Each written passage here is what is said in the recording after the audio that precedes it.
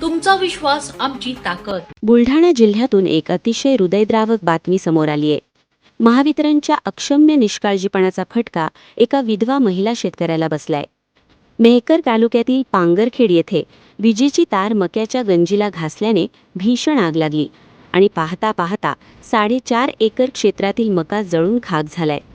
हातातोंडाशी आलेला घास हिरावला गेल्याने शेतकरी महिला आता मोठ्या संकटात सापडली आहे। हे भयावह दृश्य आहे मेहकर तालुक्यातील पांगरखेड येथील विधवा शेतकरी महिला शालाबाई कडूजी वाकुडे यांनी आपल्या 5 एकर शेतात मोठ्या कष्टाने हिवाळी मक्याची लागवड केली होती। पीक काढणीला आले होते, मक्याच्या गंजा लावून ठेवल्या होत्या, मात्र महावितरणच्या लोककळणाऱ्या विद्युत तारा मक्याच्या गंजीला स्पर्शल्या आणि क्षणात आगीने रौद्र रूप धारण केले।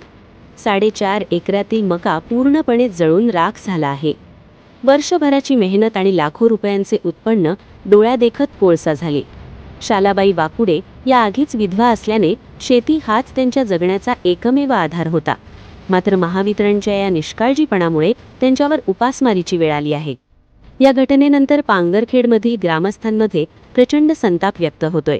शासनाने आणि महावितरणने या पीडित महिलेला तातडीने आर्थिक मदत द्यावी अशी मागणी गावकरी करत आहेत।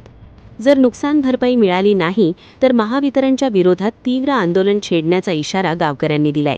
आज या ठिकाणी आमच्या गावातील महिला शालाबाई कडूजी वाकोडे यांच्या शेतात विद्युतच्या केबलचं शॉर्ट सर्किट झालं आणि त्यामुळे या ठिकाणी 4.5 एकरातील मका पूर्णपणे जळून खाक झालेली आहे। त्याचसोबत त्यांचे जे स्प्रिंकलरचे पाईप आहेत ते पण खूप जळालेले आहेत। सदर महिला ही मागासवर्गीय असून विधवा महिला आहे, तर या महिलेचा उदरनिर्वाह कसा व्हाव, कारण 12 महिन्याचं पीक या ठिकाणी जळून खाक झालेलं आहे।